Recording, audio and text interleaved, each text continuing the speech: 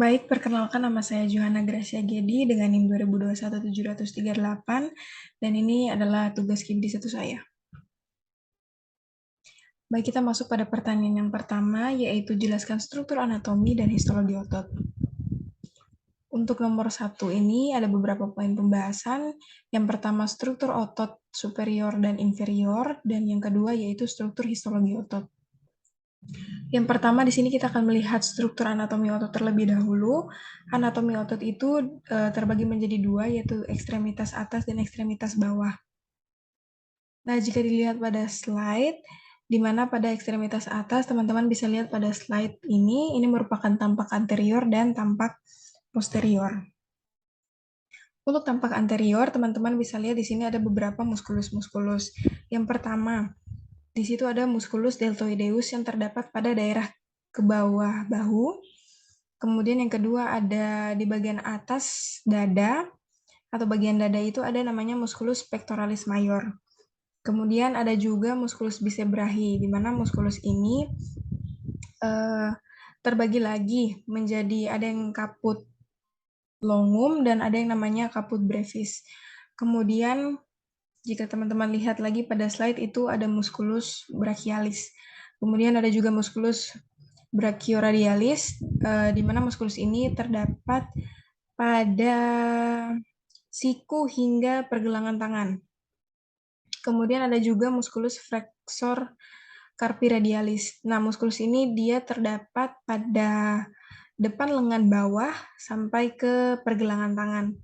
Kemudian kalau kita lihat lagi di area lengan bawah itu ada yang namanya musculus palmaris longus dan juga ada musculus flexor carpi ulnaris.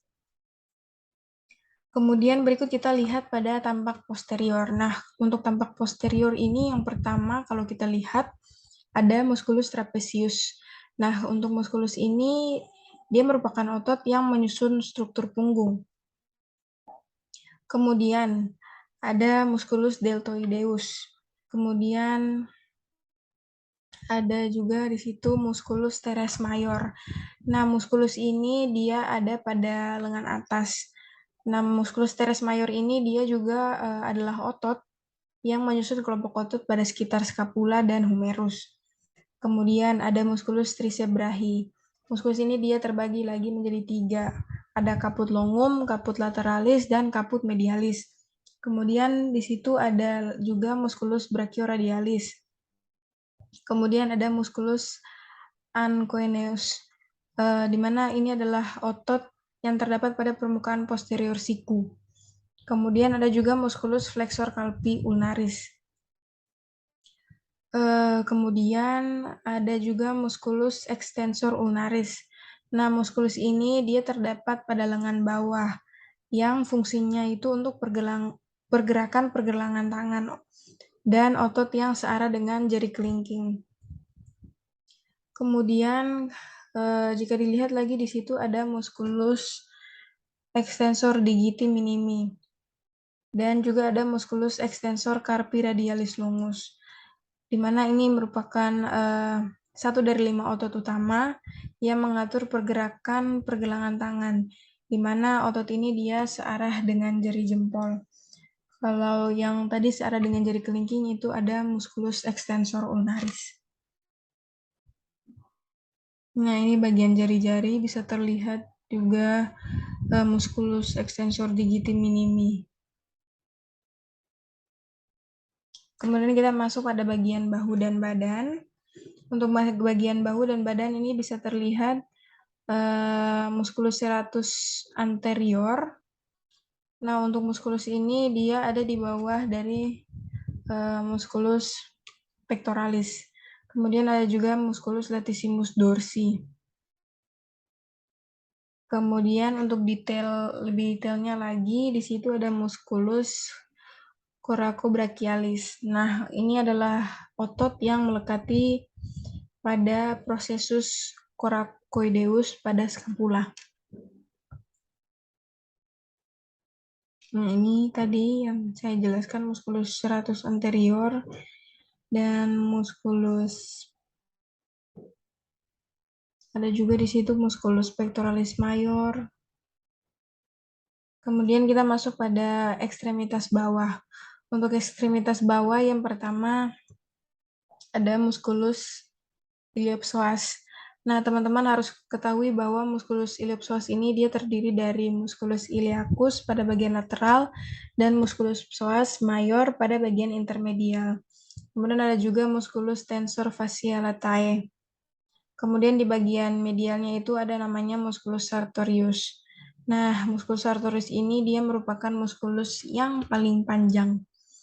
Kemudian ada juga musculus quadriceps femoris, di mana musculus ini dibagi lagi menjadi bagian depan atau anteriornya itu disebut dengan musculus vastus lateralis.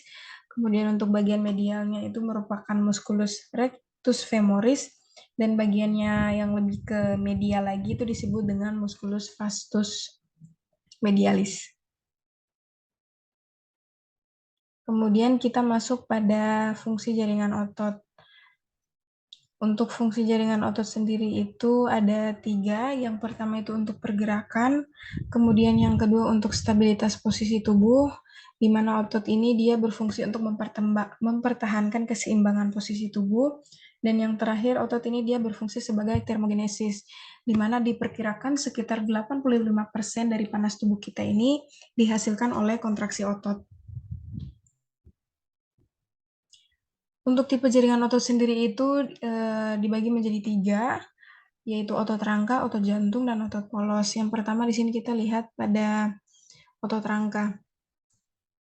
Berdasarkan komponennya itu ada 3 komponen dasar yang menyusun otot rangka, yaitu jaringan ikat, jaringan otot, dan sistem membran. Untuk komponen jaringan ikat itu terdiri dari fascia superficialis, yang merupakan selaput jaringan ikat kuat yang membungkus otot. Kemudian ada fascia profunda, di mana ini merupakan selaput jaringan ikat yang membungkus berkas-berkas otot. Kemudian yang berikut di situ juga dilihat pada gambar ada yang namanya epimysium. Nah, epimysium ini dia merupakan lapisan jaringan ikat irregular padat. Kemudian di bawahnya epimysium itu ada yang namanya perimysium.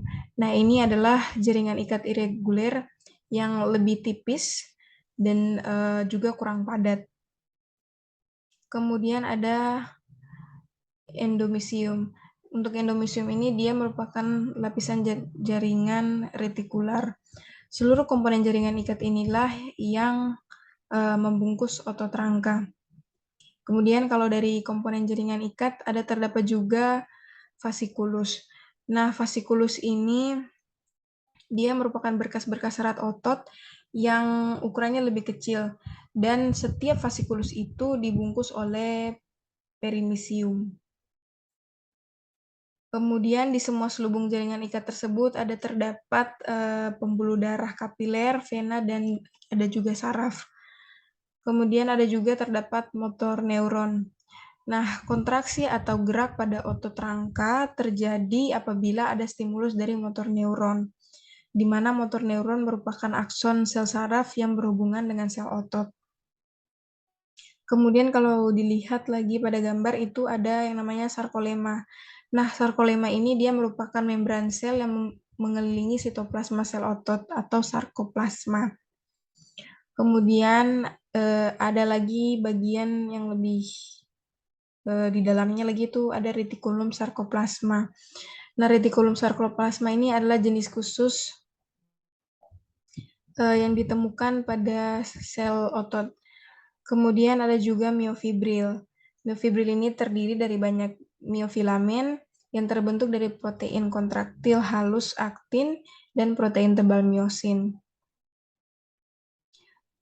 Kemudian di situ ada serat otot. Nah, serat otot ini merupakan sel yang berinti banyak dan berbentuk silindris dan panjang dengan nukleus-nukleus yang terletak di tepi sel. Di serat-serat otot rangka ada terdapat nukleus, mitokondria, sarkolema, miofibril, kemudian ada filamen tebal, ada juga filamen tipis, ada retikulum sarkoplasma, kemudian tubulus transversus. Nah, tubulus transversus ini dia merupakan invaginasi dari membran eksternal sel otot rangka dan jantung. di mana dia kaya akan saluran ion yang penting untuk perpasangan eksitasi dan kontraksi. Kemudian di sarkoplasma otot rangka itu susunan filamen aktin dan miosin sangat teratur, membentuk pola serang lintang atau yang biasa disebut dengan pita 1 yang lebih terang dan yang lebih gelapnya itu disebut dengan pita A.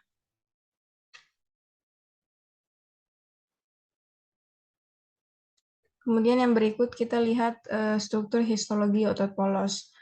Nah, otot polos ini dia tersebar luas di tubuh dan biasanya ditemukan di lapisan organ visceral berongga seperti jantung, paru-paru, gaster, hepar, usus besar, usus halus, pankreas, dan lain sebagainya.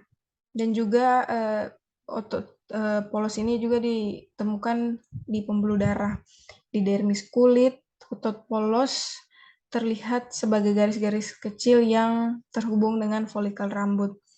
Nah, otot polos seratnya itu memanjang dan berkas-berkasnya itu langsing berbentuk fusiform. Kemudian otot polos ini dia memiliki nukleus tunggal. Nukleus tunggalnya ini berada di tengah. Kemudian untuk serat-serat otot polos ini juga dia mengandung filamen aktin dan mengandung miosin. Kemudian di otot polos terdapat juga badan padat yang melekat pada sisi sitoplasma membran. Di otot polos juga terdapat caveole, di mana ini berfungsi sebagai tubulus T, dan yang terakhir pada otot polos itu ada sitoskeleton.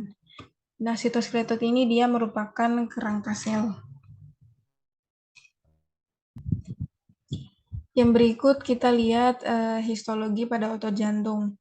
Nah, pada otot jantung seratnya juga dia berbentuk silindris dan memperlihatkan seran lintang yaitu pita A, pita I, dan garis Z.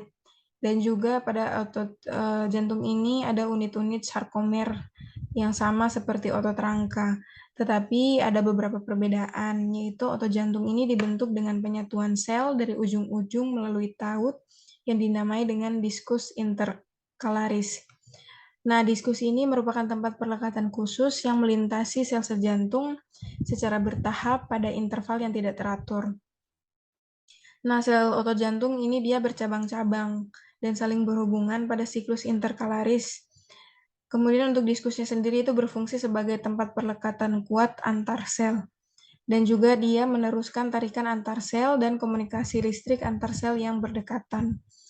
Untuk otot jantung, nukleusnya itu berjumlah 1-2.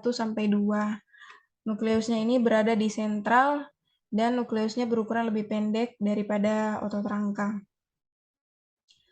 Tubulus transversus pada otot jantung juga memiliki ukuran yang lebih besar. Kemudian pada otot jantung, taut celah atau gap junction-nya itu berfungsi sebagai tempat pertukaran ion pada saat ada impuls yang lewat. Ini merupakan referensi untuk menjawab pertanyaan nomor 1. Kita masuk pada pertanyaan nomor 2, yaitu otot apa saja yang terlibat dalam bicep curl, leg press, dan sit up.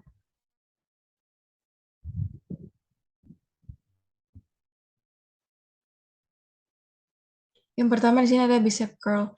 Bicep curl merupakan latihan otot lengan dengan pergerak utama yaitu biceps dan triceps. Kedua otot ini melekat pada tulang dan lengan atas humerus. Nah, ini merupakan gambaran bicep curl, di mana tadi sudah dijelaskan sebelumnya. Untuk bicep curl ini yang bekerja itu ada otot biceps dan triceps. Kemudian yang berikut ada leg press. Nah, leg press ini dia merupakan suatu latihan dengan duduk pada mesin leg press. Pada saat menggunakan leg press otot-otot yang bekerja adalah otot paha depan, quadriceps, dan otot paha belakang, hamstring, gluteus maximum, serta otot-otot betis. Nah, ini merupakan gambaran dari leg press, di mana menggunakan alat leg press. Kemudian yang berikut ini ada sit up. Sit up sendiri merupakan latihan beban tubuh yang menargetkan otot perut dan flexor pinggul. Keduanya ini bertanggung jawab untuk fleksi pinggul dan tulang belakang. Latihan ini dilakukan dengan berbaring terlentang dengan mengangkat tubuh. Dari latihan ini juga akan memperkuat dan mengencangkan otot abdomen. Untuk sit up sendiri, otot-otot yang bekerja yaitu ada pectoralis major, abdominus rectus, musculus serratus, musculus latissimus dorsi, dan musculus external oblique. Ini merupakan referensi yang digunakan untuk menjawab pertanyaan nomor 2. Kita masuk untuk pertanyaan nomor 3, yaitu bagaimana mekanisme kerja kontraksi otot.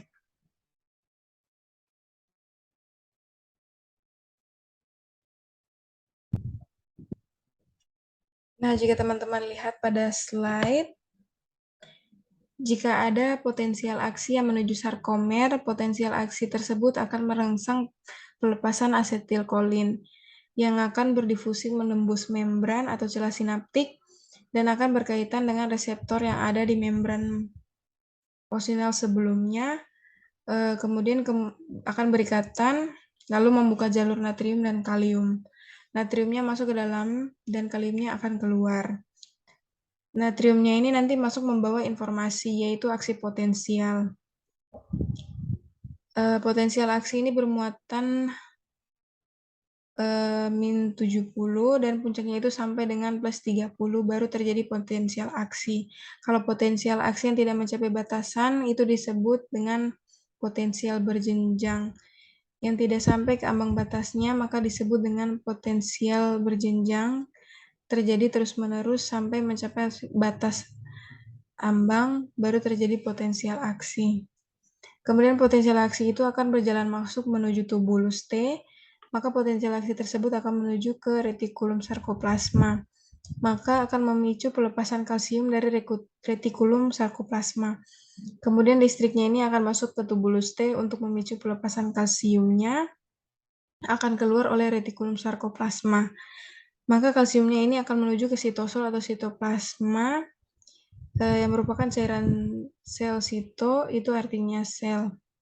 Kemudian sitoplasma itu artinya cairan sel. Jadi kalsiumnya ini keluar ke sitosol. Setelah keluar ke sitosol, maka kalsium akan menuju dan berikatan dengan kompleks troponin. Fungsi dari kalsium adalah untuk membuka blokade atau pintu dari filamen tipis. Adanya di filamen tipis setelah berikatan dengan kompleks troponin, kemudian terjadi dan membuka blokade dari filamen tipis. Kita masuk pada pertanyaan yang berikutnya, yaitu bagaimana mekanika kerja otot tersebut.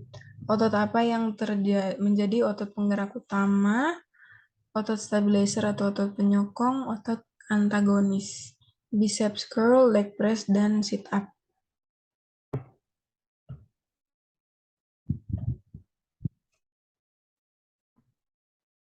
Pertama adalah biceps curl.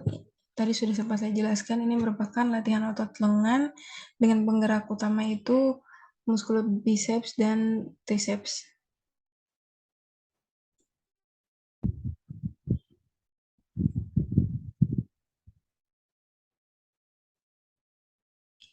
Untuk mekanika otot rangka, kontraksi otot mengakibatkan tegangan pada otot. Tegangan dihasilkan di dalam sarkomer, komponen kontraktir otot, pada saat terjadinya cross bridge atau jembatan silang dan pergeseran filamen. Tegangan yang dihasilkan akan disalurkan ke tulang melalui tendon. Kemudian otot rangka ini dia memiliki peranan sebagai penggerak utama. Otot utama yang nanti akan berkontraksi saat melakukan gerakan otot, di mana ini merupakan otot yang paling dominan, biasanya disebut sebagai otot agonis. Kemudian juga sebagai stabilizer, di mana otot yang bertugas untuk menstabilkan tubuh dan ekstremitas. Secara langsung tidak terlibat pada saat memindahkan beban, tetapi kerjanya ini untuk menjaga agar tubuh tetap stabil dan penggerak utama dapat melakukan gerakan dengan efisien.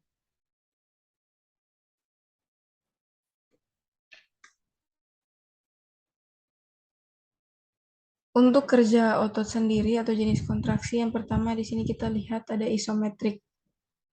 Nah, isometrik ini konsepnya adalah otot tidak memendek ataupun memanjang. Otot hanya menegang karena mengangkat beban pada penggerakan tetap atau tidak bergerak.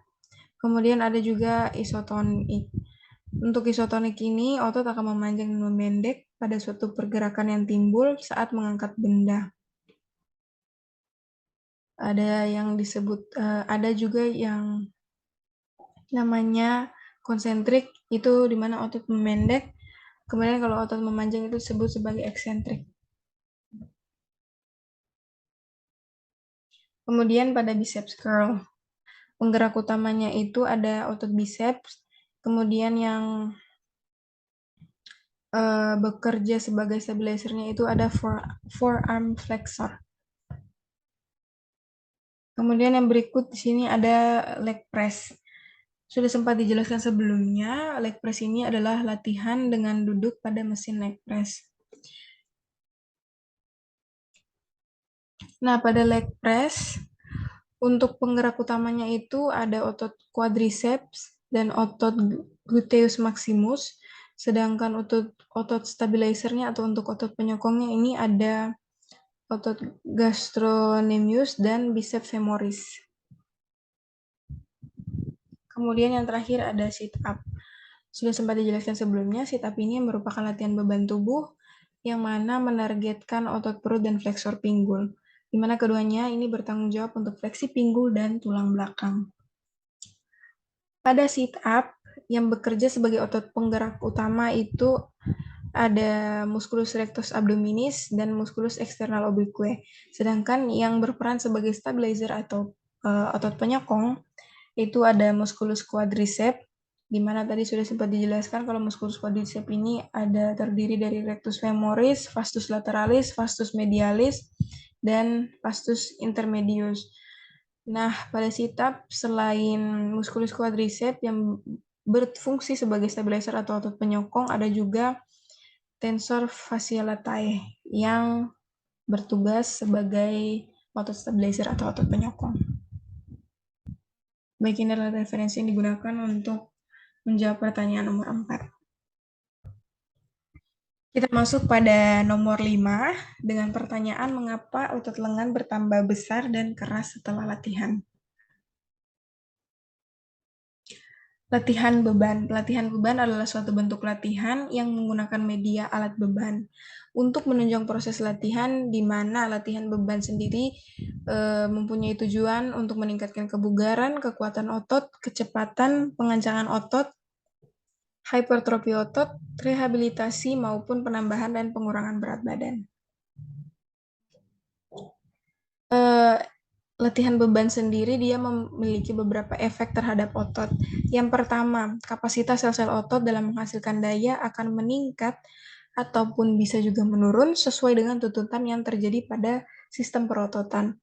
Kemudian efek yang kedua, apabila sel-sel otot mengalami beban berlebih atau overloaded, melebihi dari penggunaan normal sehari-hari seperti dalam melakukan program latihan beban, sel-sel otot ukurannya akan mengalami pembesaran atau biasa disebut sebagai hipertrofi, di samping dengan otot itu bertambah kuat.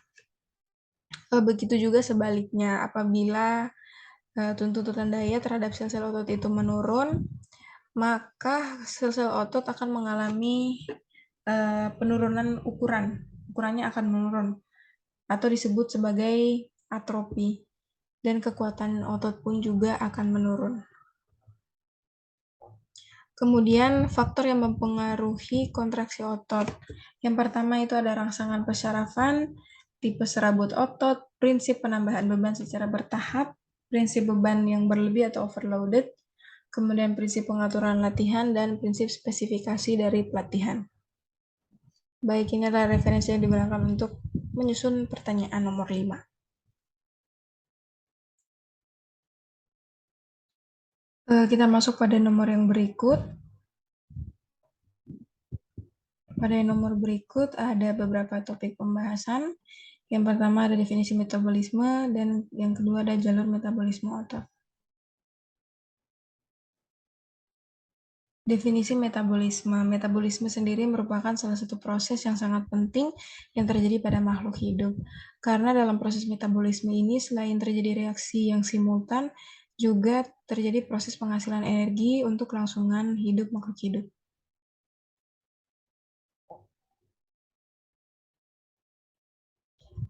Kemudian kita akan melihat jalur metabolik otot.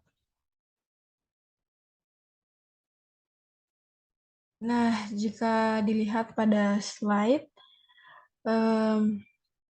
selama kontraksi otot, ATP itu diuraikan oleh miosin ATPase yang menjalankan kayuhan kuat jembatan silang sebelum siklus lainnya dapat dimulai.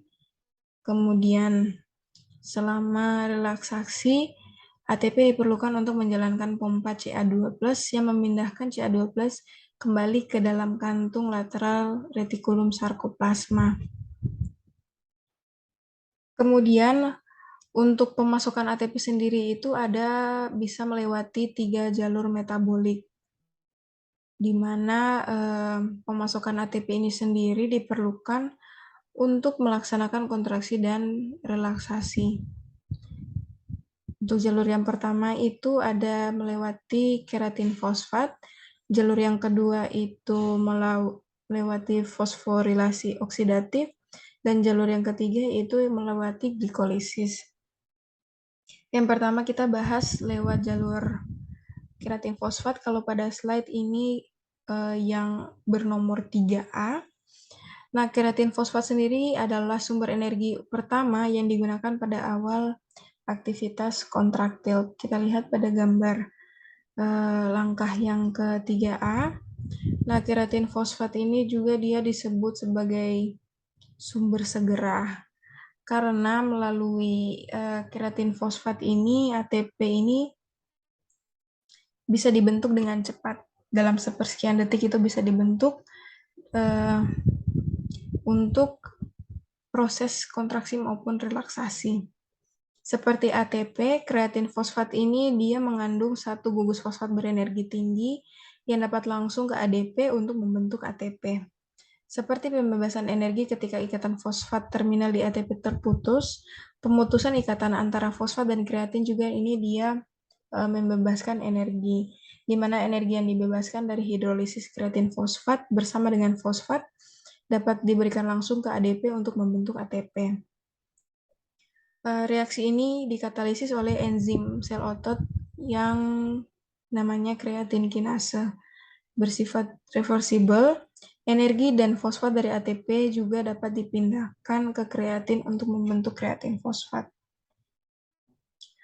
Jika dilihat pada slide sesuai dengan hukum aksi massa, sewaktu cadangan energi otot di otot yang beristirahat bertambah, maka konsentrasi dari ATP ini dia akan mengalami peningkatan dan akan mendorong pemindahan gugus fosfat berenergi tinggi dari ATP untuk membentuk kreatin fosfat. Sebaliknya, pada permulaan kontraksi ketika miosin ATPase menguraikan cadangan ATP, maka ATP ini konsentrasinya akan mengalami penurunan, yang kemudian akan mendorong pemindahan gugus fosfat berenergi tinggi dari kreatin fosfat untuk membentuk lebih banyak ATP. Otot yang beristirahat dia mengandung kreatin fosfat 5 kali lebih banyak daripada ATP. Karena itu, sebagian besar energi disimpan di otot dalam bentuk kreatin fosfat. Kemudian kita masuk pada jalur yang kedua, yaitu lewat fosforilasi oksidatif. Jalur ini juga dia disebut sebagai jalur multitahap karena dia ada banyak tahap enzimatik yang terlibat. Dibandingkan dengan yang lain, jalur ini dia lajunya relatif lambat. Kalau dibandingkan dengan transfer fosfat yang berenergi tinggi dari kreatin fosfat ke ADP ataupun proses glikolisis. Jadi dibandingkan dengan dua jalur tadi, kreatin fosfat dan glikolisis, untuk jalur ini sendiri dia lajunya lebih lambat. Karena apa? Karena dia melibatkan banyak tahap enzimatik. Kemudian tahap ini dia berlangsung di dalam mitokondria otot jika tersedia cukup O2. Nah, O2 ini dibutuhkan untuk menunjang sistem transport elektron mitokondria yang bersama dengan kiemiosmosis oleh ATP sintase secara efisien memanen energi yang diambil dari penguraian molekul-molekul nutrien dan menggunakannya untuk menghasilkan ATP. Kemudian jalur ini dia dijalankan oleh glukosa dan asam lemak, di mana prosesnya ini bergantung pada intensitas dan juga durasi aktivitas. Meskipun jalur ini dia menghasilkan banyak molekul ATP, yaitu sebanyak 32 molekul ATP untuk setiap molekul glukosa yang diproses, namun seperti yang sudah saya jelaskan sebelumnya, untuk jalur ini dia relatif lambat karena melibatkan banyak tahap enzimatik. Kemudian yang ketiga itu kita lihat jalur glikolisis. Kalau pada gambar itu bernomor 3C. Jadi terdapat pembatasan respiratorik dan kardiovaskular mengenai berapa banyak O2 yang dapat disalurkan ke otot, yaitu paru dan jantung dapat menyerap dan menyalurkan sejumlah tertentu O2 ke otot yang sedang bekerja. Selain itu, pada kontraksi hampir maksimal, kontraksi yang kuat menekan pembuluh darah yang berjalan melintasi otot hingga hampir tertutup, sehingga ketersediaan O2 di serat otot menjadi sangat terbatas. Bahkan jika O2 tersedia, sistem fosforilasi oksidatif yang relatif lambat mungkin tidak mampu menghasilkan ATP dengan cukup cepat untuk memenuhi kebutuhan otot sewaktu dilakukan aktivitas berat. Konsumsi energi otot rangka dapat meningkat hingga 100 kali lipat ketika beralih dari keadaan istirahat ke keadaan olahraga dengan intensitas yang tinggi. Nah, jika penyaluran O2 atau fosforilasi oksidatif ini tidak dapat mengimbangi kebutuhan pembentukan ATP seiring dengan meningkatnya intensitas olahraga, serat-serat otot ini akan semakin mengandalkan proses glikolisis untuk bisa menghasilkan ATP. Reaksi-reaksi kimia pada glikolisis ini dia menghasilkan produk-produk yang akhirnya nanti masuk ke jalur fosforilasi oksidatif. Tetapi glikolisis ini juga bisa berlangsung tanpa produk-produknya diproses lebih lanjut oleh fosforilasi oksidatif. Selama proses glikolisis, satu molekul glukosa diuraikan menjadi 2 molekul pirufat, menghasilkan 2 molekul ATP dalam prosesnya. Molekul pirufat ini dapat diuraikan lebih lanjut oleh fosforilasi oksidatif untuk mengekstraksi lebih banyak energi. Tetapi untuk proses glikolisis ini sendiri, dia memiliki keunggulan dan juga ada konsekuensinya. Yang pertama kita lihat dulu keunggulannya.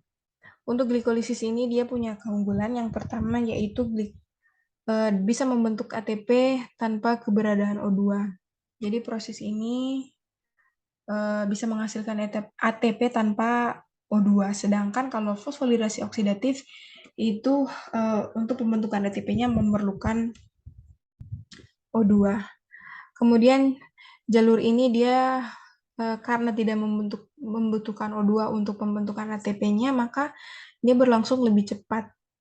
Meskipun pada proses ini dia menghasilkan lebih sedikit ATP daripada proses fosforilasi oksidatif maupun kreatin fosfat. Nah, untuk konsekuensinya sendiri, meskipun glikolisis anaerobik ini dia menyediakan cara untuk melakukan olahraga berat ketika penyaluran O2 atau kapasitas fosforilasi oksidatif terlampaui, pemakaian jalur ini juga dia memiliki konsekuensi.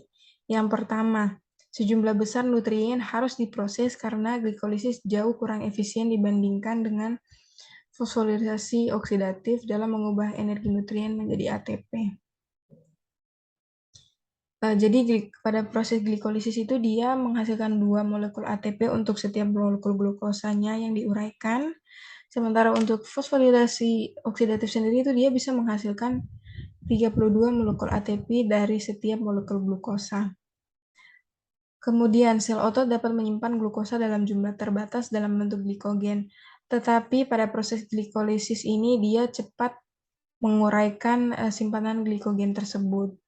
Kemudian konsekuensi kedua dari proses glikolisis yaitu ketika produk akhir glikolisis anaerob pirufat tidak dapat diproses lebih lanjut oleh jalur fosforilasi oksidatif, maka molekul ini akan diubah menjadi laktat. Akumulasi laktat diperkirakan berperan menimbulkan nyeri otot yang dirasakan ketika seseorang melakukan olahraga berat atau olahraga dengan intensitas tinggi. Namun, nyerinya ini biasanya terjadi sehari setelah melakukan olahraga dengan intensitas tinggi itu. Selain itu, laktat yang diserap oleh darah bisa menimbulkan asidosis metabolik yang menyertai otot olahraga berat. Karena itu, olahraga anaerob intensitas berat dapat dipertahankan hanya dalam waktu singkat. Berbeda dari kemampuan tubuh untuk melakukan aktivitas aerobik tipe daya tahan yang berlangsung lama. Ini adalah referensi yang digunakan untuk menjawab pertanyaan nomor 7. Kita masuk pada nomor 8 dengan pertanyaan hal apakah yang mempengaruhi bentuk otot ditinjau dari gender dan bagaimana mekanismenya. Terdapat perbedaan komposisi tubuh antara perempuan dan laki-laki sebelum usia pubertas. Namun pada usia pubertas perbedaan menjadi sangat besar, di mana perempuan memiliki lebih banyak deposit lemak, sedangkan laki-laki itu deposit lemaknya lebih sedikit dan terbentuk lebih banyak jaringan otot. Bertambahnya massa otot setelah pubertas berpengaruh terhadap kekuatan otot. Laki-laki memiliki kekuatan otot yang lebih besar daripada perempuan. Perbedaan ini disebabkan karena laki-laki ada pertambahan sekresi hormon testosteron. Struktur anatomis baik morfologis maupun histologis terdapat perbedaan antara laki-laki dan wanita. Perbedaan tersebut mulai tampak jelas pada akhir usia adolesen atau remaja. Perbedaan ini terdapat pada struktur otot, di mana otot pada laki-laki itu lebih sedikit mengandung lemak, sehingga demikian kemampuan otot pada laki-laki itu berpotensi memiliki kekuatan yang lebih besar daripada wanita. Bertambahnya massa otot setelah pubertas juga dia berpengaruh terhadap kekuatan otot. Nah, laki-laki ini memiliki kekuatan otot yang lebih besar daripada perempuan. Perbedaan ini disebabkan karena tadi sekresi hormon testosteron. Nah, testosteron sendiri yang disekresi oleh testis laki-laki ini memiliki efek anabolik yang kuat dalam menyebabkan peningkatan penyimpanan protein yang besar di seluruh tubuh, terutama di otot. Bahkan laki-laki yang sangat sedikit melakukan aktivitas otot, tetapi dengan kadar testosteron yang normal, ini bisa membuat ototnya itu tumbuh lebih besar dibandingkan dengan otot pada perempuan yang tanpa hormon testosteron. Hormon kelamin perempuan estrogen ini mungkin berperan juga pada beberapa perbedaan penampilan antara perempuan dan laki-laki, walaupun tidak sebanyak yang dilakukan oleh hormon testosteron. Nah, estrogen sendiri dia meningkatkan penimbunan lemak pada perempuan, terutama pada daerah payudara, panggul, dan jaringan subkutan. Oleh karena itu, setidaknya sebagian rata-rata perempuan yang bukan atlet itu memiliki komposisi lemak tubuh yang lebih banyak dibandingkan dengan laki-laki yang bukan atlet. Makanya biasanya kalau kita lihat walaupun misalnya pada perempuan itu berat badannya 45 kg dan laki-laki dengan berat badan yang sama 45 kg juga, tetapi laki-laki yang berberat badan 45 kg ini dia badannya itu terlihat lebih kurus daripada yang perempuan. Karena itu massa otot laki-laki itu lebih besar daripada perempuan. Perempuan itu lebih banyak lemaknya dibandingkan dengan laki-laki. Kemudian di sini kita akan melihat pengaruh testosteron. Pada umumnya testosteron ini dia bertanggung jawab terhadap berbagai sifat maskulin tubuh. Pengaruh testosteron adalah serat otot pria ini dia lebih tebal, dan karenanya otot-otot pada pria menjadi lebih besar dan lebih kuat daripada otot wanita. Bisa ototnya ini bisa lebih kuat dan lebih besar tanpa latihan beban juga. Nah, karena efek dari testosteron, suatu hormon steroid yang terutama dikeluarkan pada pria. Testosteron juga dia mendorong sintesis dan penyusunan miosin dan aktin. Kenyataan ini mendorong sebagian atlet, baik pria maupun wanita, menggunakan testosteron secara berbahaya, bahan ini atau steroid terkait untuk meningkatkan performa atletika mereka. Jadi karena testosteron ini dia bisa meningkatkan performa, kebanyakan atlet baik pria maupun wanita biasanya menggunakan testosteron ini supaya performa mereka lebih baik atau lebih meningkat. Yang kedua, kita akan melihat pengaruh dari androgen. Androgen ini adalah istilah yang berarti setiap hormon steroid yang mempunyai efek maskulinisasi, termasuk testosteron. Androgen juga mencakup hormon seks laki-laki yang dibentuk. Pengaruhnya, androgen dipercayai berperan penting dalam lonjakan pertumbuhan masa pubertas, secara kuat merangsang sintesis protein di banyak organ. Yang kedua, androgen ini dia merangsang pertumbuhan linier, meningkatkan berat, dan menambah massa otot. Yang ketiga, androgen ini dia yang paling poten. Testosteron testis menyebabkan pria membentuk otot yang lebih berat daripada wanita. Kemudian efek dari androgen dalam mendorong pertumbuhan bergantung pada keberadaan growth hormone atau GH. Dan yang terakhir, androgen ini hampir sama sekali tidak berefek pada pertumbuhan tubuh jika tidak terdapat growth hormone. Karena tadi efek dari androgen ini dia bergantung pada keberadaan dari growth hormone. Tetapi keberadaan growth hormone ini akan secara sinergis meningkatkan pertumbuhan linier. Yang berikut di sini ada hipertrofi otot. Ukuran sebenarnya otot dapat ditingkatkan dengan latihan-latihan resistensi anaerob berintensitas tinggi dan berdurasi singkat, misalnya dengan latihan angkat beban. Pembesaran otot yang terjadi disebabkan oleh meningkatnya garis tengah serat-serat glikolitik cepat yang diaktifkan selama kontraksi-kontraksi kuat tersebut. Sebagian besar penebalan serat disebabkan oleh meningkatnya sintesis filamin, aktin, dan miosin.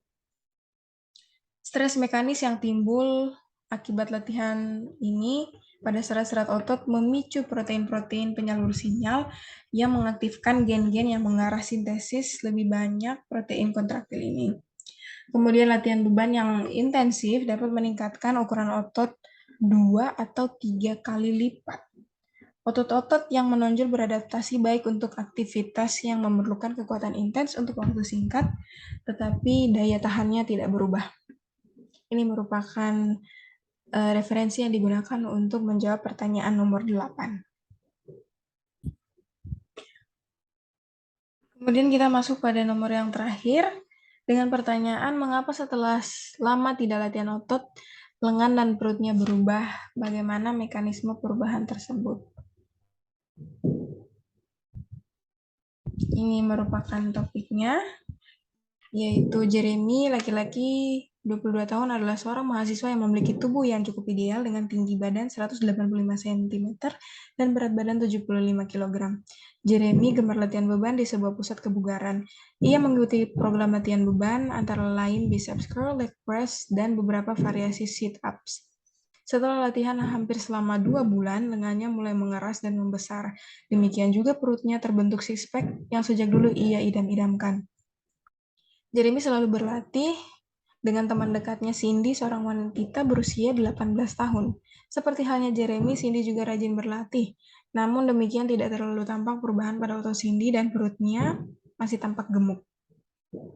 Setelah 2 bulan, Jeremy mulai jarang latihan dan dalam 1 bulan terakhir, Jeremy tidak pernah latihan lagi karena mulai sibuk menyusun skripsi. Ia merasa otot lengannya mulai mengendur dan six-pack-nya di perut itu mulai menghilang. Jadi benar atau tidak kalau kita itu sudah lama tidak latihan, maka otot kita akan menyusut. Nah, menempatkan tubuh berotot bak biragawan butuh kerja keras dan kegigihan tingkat tinggi. Namun, segala jerih payah dan derasnya tetesan keringat yang tertumpah selama ini, benarkah otot bisa mengecil apabila kita berhenti olahraga? Nah, ini bisa disamain ketika kita makan. Apakah ketika teman-teman makan, besok teman-teman nggak perlu makan lagi? Dan apakah ketika teman-teman sudah mandi, besoknya teman-teman tidak perlu mandi lagi? Nah, tidak kan? Sama seperti latihan. Latihan itu harus dilakukan teratur supaya otot kita itu dia tidak mengecil. Nah, atrofi otot. Atrofi otot rangka itu ditandai dengan jadi atrofi ini dia merupakan penurunan ukuran jaringan atau organ karena penyusutan sel. Penurunan ukuran sel disebabkan oleh hilangnya organel, sitoplasma, dan protein. Nah, atrofi otot rangka ditandai dengan melemahnya, menyusut, dan berkurangnya massa otot dan luas penampang serat pada tingkat histologis.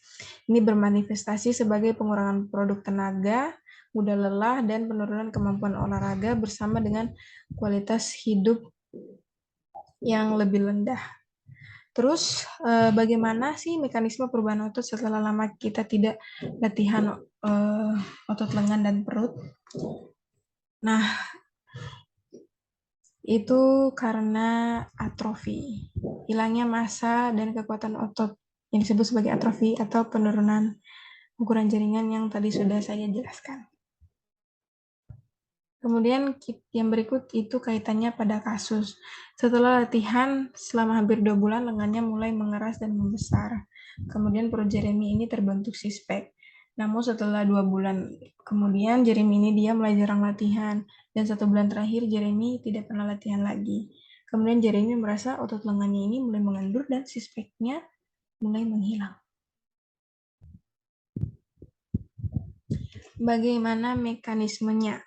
Yang pertama, reseptor glukokortikoid dan faktor transkripsi FOXO akan mengaktifkan gel MURF1 dan MAFBX. Gen ini akan meningkatkan ekskresi protein yang tadi sudah saya sebutkan, lalu akan mempromosikan atrofi otot. Peningkatan ekspresi dari kedua gen ini akan mendorong atrofi otot melalui mekanisme biokimia yang belum terdefinisi dengan baik. Aktivitas faktor transkripsi FOXO dihambat oleh sinyalan insulin atau IGFI dan glukokortikoid tingkat rendah. Pensinyalan ini memiliki peran ganda, yaitu dapat menghambat atrofi otot melalui penghambatan faktor transkripsi FOXO dan merangsang sintesis protein dan hipertrofi otot rangka melalui